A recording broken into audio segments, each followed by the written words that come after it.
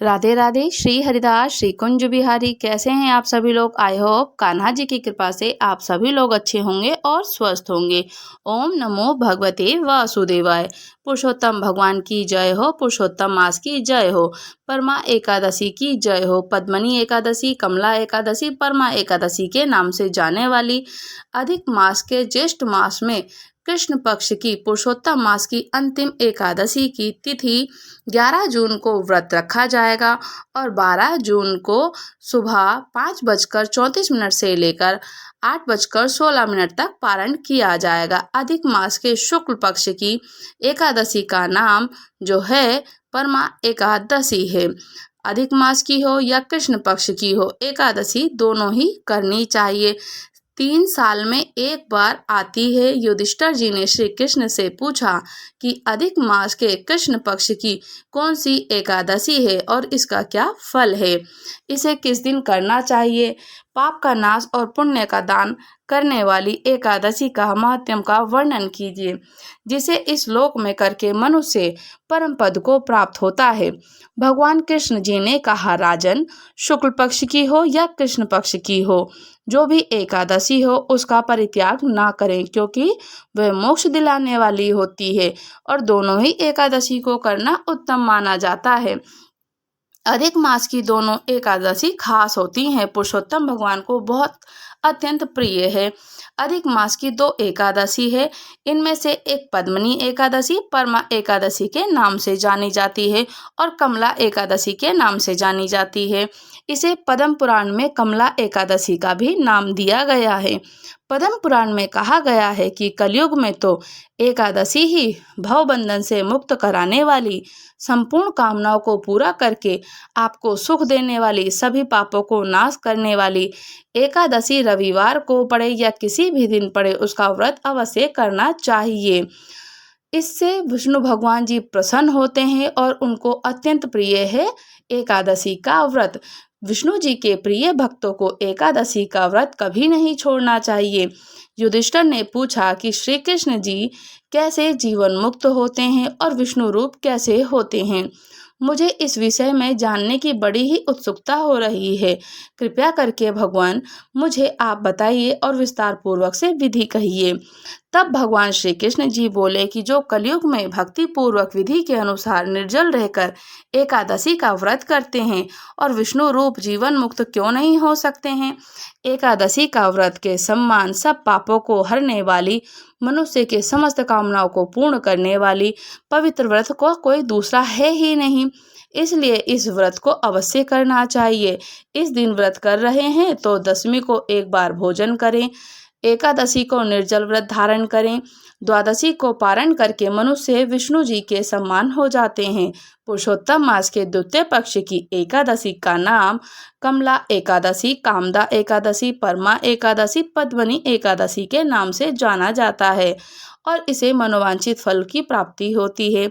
जो इस एकादशी को विधि पूर्वक पुष्प, फल, फूल, धूप, दीप, नैवेद्य समर्पित करके पुरुषोत्तम भगवान की पूजा करते हैं, व्रत करने वाले को वैष्णव पुरुष होते हैं, दशमी तिथि को कांसे के बर्तन को छोड़ दें, उड़द की दाल, मसूर, चना, कोंदो, साग, मधु, पराया अन्न या 2 बार भोजन, मैथुन, इन सब चीज़ों का त्याग कर दें।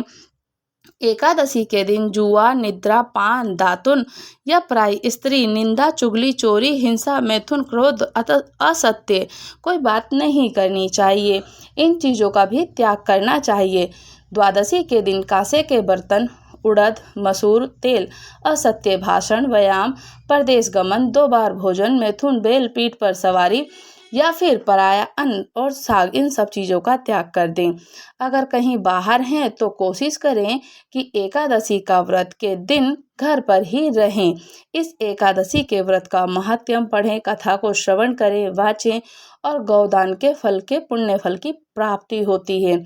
इस एकादशी को रात्रि में जागरण करें और पुरुषोत्तम भगवान की पूजा करें, सब पापों से मुक्ति हो जाती है। कहते हैं कि परमा एकादशी 3 साल में एक बार आती है और इसको करने से हमारे शरीर के रोग, कष्ट और पाप मुक्त हो जाते हैं।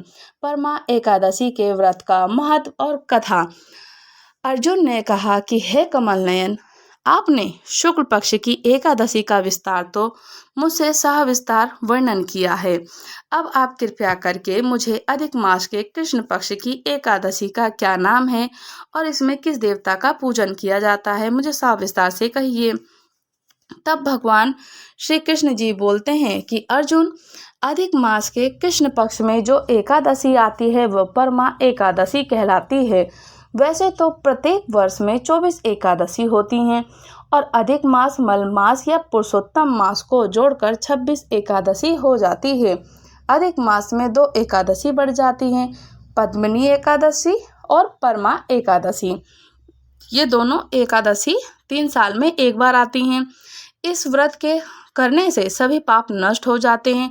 मनुष्य इस लोक से सुख को भोग कर परलोक में संपत्ति को और सद्गति को प्राप्त होता है। इसका व्रत विद्या के अनुसार और विधि के अनुसार किया जाए तो भगवान विष्णु जी को फल, फूल, धूप, दीप, नैवेद्य समर्पित करके उनका पूजन करें। परमा एकादशी के व्रत की कथा। काम्पल्य नगरी में सुमेधा नाम का एक अत्यंत ब्राह्मण रहा करता था। अत्यंत धर्मात्मा ब्राह्मण था वो, और उसकी स्त्री अत्यंत पवित्र और पतिव्रता थी। किसी पूर्व पाप के कारण वह दंपत्ति अत्यंत दरिद्रता का जीवन व्यतीत कर रहे थे। ब्राह्मण को भिक्षा मांगने पर भी भिक्षा नहीं मिलती थी। उस ब्राह्मण की पत्नी वस्त्रों से रहित होते हुए भी अपने पति की सेवा करती, अतिथि को अन्न देकर स्वयं भूखी रह जाती और पति से कभी किसी वस्तु की मांग नहीं करती। दोनों पति पत्नी घोर निर्धनता का जीवन व्यतीत कर रहे थे। एक दिन ब्राह्मण अपनी स्त्री से बोलता है कि हे प्रिय, जब मैं धनवानों से धन की याचना करता हूँ तो वह मुझे मना कर देते हैं। गृहस्थी धन के बिना नहीं चल सकती है, इसलिए यदि तुम्हारी सहमति हो तो मैं परदेश जाकर कुछ काम करूं, क्योंकि विद्वानों ने कर्म की प्रशंसा ही करी है। ब्राह्मण की पत्नी ने विनती भाव से कहा कि स्वामी, मैं आपकी दासी हूँ। पति अच्छा करे या बुरा करे, जो कुछ भी कहे पत्नी को वही करना चाहिए। मनुष्य को पूर्व जन्म में किए कर्मों का ही फल मिलता है। सुमेरु पर्वत पर रहते हुए भी मनुष्य को बिना भाग्य के स्वर्ण नहीं मिलता है। पूर्व जन्म में जो मनुष्य विद्या और भूमि को दान करते हैं उन्हें अगले जन्म में विद्या और भूमि की ही प्राप्ति होती है। ईश्वर ने भाग्य में जो लिखा है उसे टाला नहीं जा सकता है। यदि कोई मनुष्य दान नहीं करता है तो प्रभु उसे केवल अन्न ही देते हैं। इसलिए आपको इसी स्थान पर रहना चाहिए, क्योंकि उसका यही धारण और यही कर्म है और मैं आपका विछोह नहीं सह सकती।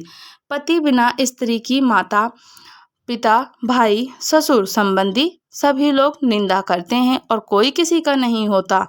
हे स्वामी, कृपया कर कर आप कहीं न जाएं। जो भाग्य में होगा वो यहीं प्राप्त हो जाएगा। स्त्री की सलाह को मानकर ब्राह्मण परदेश नहीं गया। इसी प्रकार समय बीतता रहा।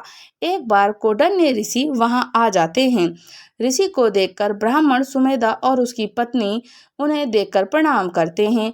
आज हम धन्य हुए आपके दर्शन से, आज हमारा जीवन सफल हुआ है। ऋषि को उन्होंने आसन और भोजन दिया। भोजन देने के बाद पतिव्रता ब्राह्मणी ने कहा कि हे ऋषिवर, कृपया कर कर आप मुझे दरिद्रता का नाश करने की कोई विधि बताइए। मैंने अपने पति को परदेश में जाकर धन कमाने से रोका है। मेरे भाग्य से आप आ गए हैं और मुझे पूर्ण विश्वास है कि अब मेरी दरिद्रता शीघ्र ही नष्ट हो जाएगी और आप हमारी दरिद्रता नष्ट करने के लिए कोई उपाय बताइए। तब ब्राह्मणी की बात को सुनकर कौंडिन्य ऋषि बोलते हैं कि ब्राह्मणी, मल मास, पुरुषोत्तम मास, अधिक मास, कृष्ण पक्ष की परमा एकादशी के व्रत के सभी पाप, दुख और दरिद्रता का नष्ट हो जाता है। जो भी इस व्रत को करते हैं, जो मनुष्य इस व्रत को करता है वह धनवान हो जाता है। इस व्रत में नृत्य, गायन आदि सहित रात्रि जागरण करना चाहिए। ये एकादशी धन वैभव देती है, पापों का नाश कर उत्तम गति भी प्रदान करती है। और धनपति कुबेर ने भी इस एकादशी का व्रत का पालन किया था, जिससे प्रसन्न होकर भगवान भोलेनाथ ने उन्हें धन्याक्ष का पद प्रदान कर दिया था। इसी व्रत के प्रभाव से सत्यवादी राजा हरिश्चंद्र जी को पुत्र, स्त्री और राज्य की प्राप्ति हुई थी। उसके उपरांत कौंडिन्य ऋषि ने उन्हें एकादशी के व्रत की समस्त विधि विधान कह सुनाई। ऋषि ने कहा कि ब्राह्मणी, पंचरात्रि व्रत करके ज़्यादा उत्तम व्रत का फल मिलता है। परमा एकादशी के दिन प्रातःकाल नित्य कर्म से निवृत्त होकर विधान पूर्वक पंचरात्रि व्रत का आरंभ करना चाहिए। जो भी विष्णु भक्त मनुष्य 5 दिन तक निर्जल व्रत करते हैं वे अपने माता पिता स्त्री सहित स्वर्ग लोक को जाते हैं। जो मनुष्य 5 दिन तक संध्या का भोजन करते हैं वे स्वर्ग को जाते हैं। जो मनुष्य स्नान करके 5 दिन तक ब्राह्मणों को भोजन कराते हैं वे समस्त संसार को भोजन कराने का फल पाते हैं। जो मनुष्य इस व्रत को अश्वदान करते हैं उन्हें तीनों लोकों को दान करने का फल मिलता है। जो मनुष्य उत्तम ब्राह्मण को तिल दान करते हैं वे तिल की संख्या के बराबर वर्षों तक विष्णु लोक में वास करते हैं। जो मनुष्य घी का पात्र दान करते हैं वे सूर्य लोक को जाते हैं। जो मनुष्य 5 दिन तक ब्रह्मचार्य पूर्वक रहते हैं वो गौ दान करने का स्वर्ण और स्वर्ग को ही जाते हैं।